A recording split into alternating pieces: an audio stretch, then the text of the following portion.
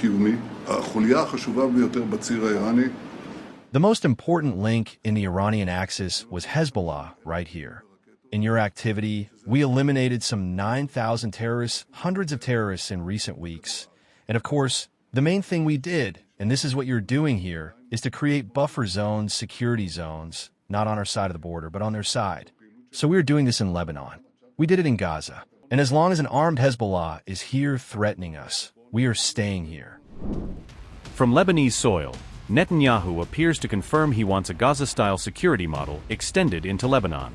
Netanyahu says Israeli forces will stay in southern Lebanon as long as Hezbollah remains armed and a threat.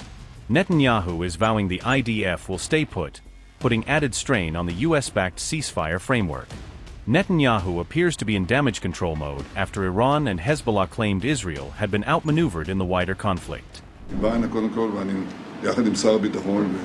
First of all, we spoke, and I, along with the Minister of Defense, the Deputy Chief of Staff, the head of the command, and your commanders with whom I spoke, the battalion and brigade commanders, I salute you.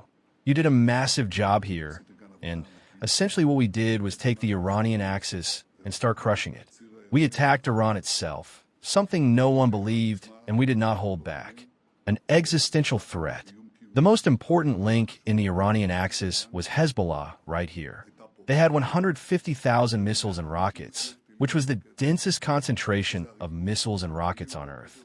Today, they have about 8% left. It is still significant, but it is no longer what it was.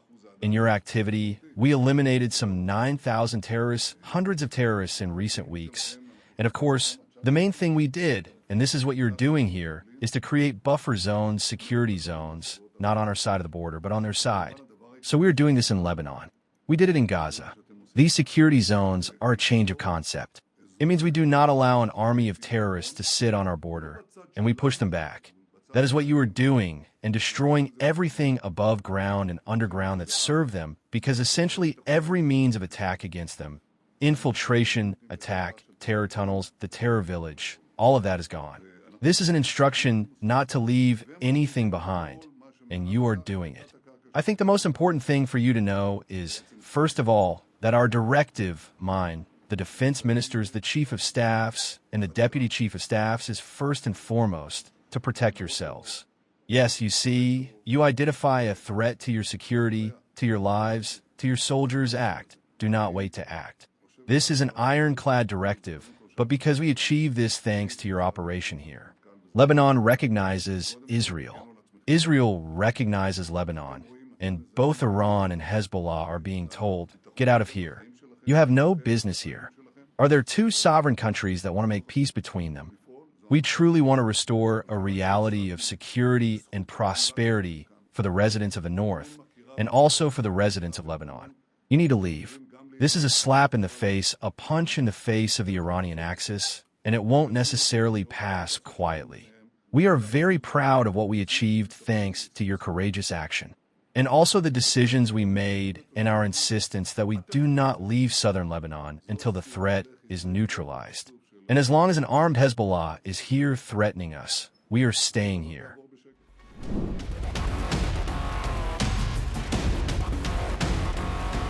Stunning revelations have emerged showing why it took Israel nearly 2 years to locate and target a key Hezbollah site. On June 28th, Israeli forces launched a strike on what they described as an underground Hezbollah drone fortress. The Israel Defense Forces released a video on June 28 highlighting the scale and execution of Operation Final Word. However, a Ynet news report revealed the extensive planning and intelligence work that preceded the operation. For nearly 2 years, the IDF reportedly monitored and assessed every movement around the Hezbollah facility in southern Lebanon. During the early stages of Israeli surveillance, the compound was reportedly inactive and appeared to be completely deserted. Located close to Israel's northern border, Hezbollah allegedly received Iranian assistance to gradually build up the weapons complex. According to the IDF, the Majd al-Zaun facility slowly evolved into a critical strategic asset for the Iran-backed group. Israeli military commanders reportedly ignored recommendations to strike the site that had first been made as early as 2024. It was the IDF's 36th Division that reportedly pushed for military action against the Hezbollah compound.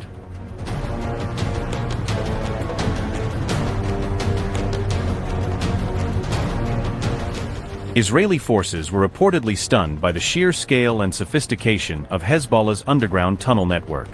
The underground complex reportedly stretched for more than 200 meters and featured passageways wide enough for military vehicles. According to reports, the Hezbollah facility was also used as a launch site for long-range drone attacks against Israel. Israeli forces allegedly discovered dozens of Iranian-made drones, command centers and ammunition stockpiles inside the underground base. Israel further claimed that Hezbollah used the complex to store, operate and coordinate drones deployed in attacks. Iranian-made drones recovered from the site are now reportedly in Israeli custody and may undergo reverse engineering.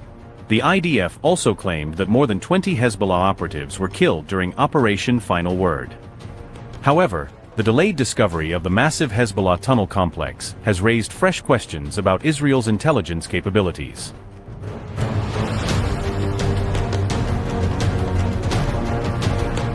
Israel continued striking alleged Hezbollah positions across Lebanon despite the existing ceasefire arrangement. Fresh revelations have emerged about what reportedly transpired during the latest high-stakes talks between Israel and Lebanon. An Axios report published on June 28 revealed that 4 days of intense negotiations took place in Washington, D.C. According to Axios, both the Israeli and Lebanese governments were driven by a shared objective of weakening Hezbollah and limiting Iran's influence in Beirut. The report cited multiple American, Israeli and Lebanese officials familiar with the closed-door negotiations. Despite deep mutual distrust, Israel and Lebanon reportedly found rare common ground over concerns surrounding Iran's growing regional influence. Both governments were also reportedly taken aback by the proposed deconfliction cell that emerged during the negotiations. Notably, the United States and Iran had earlier agreed to establish a deconfliction cell as part of efforts to stabilize the situation in Lebanon. The earlier Iran-US Memorandum of Understanding called for a ceasefire in Lebanon, although Israeli military operations reportedly continued afterward. Israel's ambassador to Washington, Yehiel Leiter, reportedly told US officials that the Iran-related provisions concerning Lebanon in the memorandum were a train wreck. Meanwhile, on June 28, Iran's top diplomat renewed calls for Israel to immediately withdraw its forces from southern Lebanon.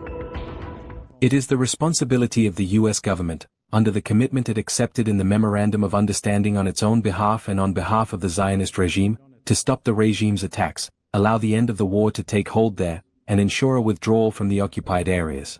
This is also one of the provisions of Article 1 of the Memorandum of Understanding. With the new approach that has emerged, the security architecture of the Gulf region must be reconsidered by all regional countries.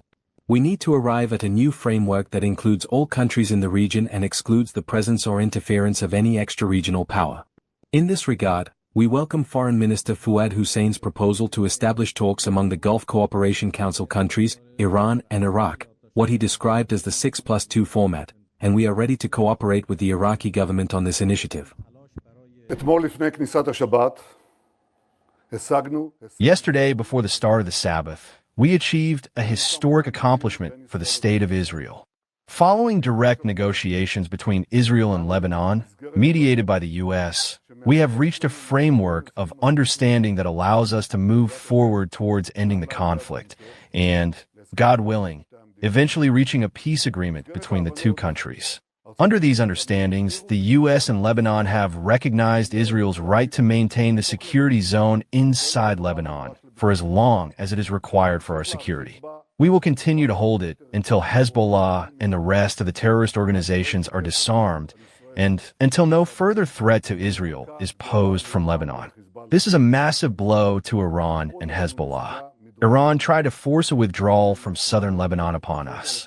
You heard these demands all the time, and you also heard their disappointment and their criticism of the agreement, both theirs and Hezbollah's. I stood firm on our vital interests and forcefully opposed the notion of forcing a withdrawal upon us.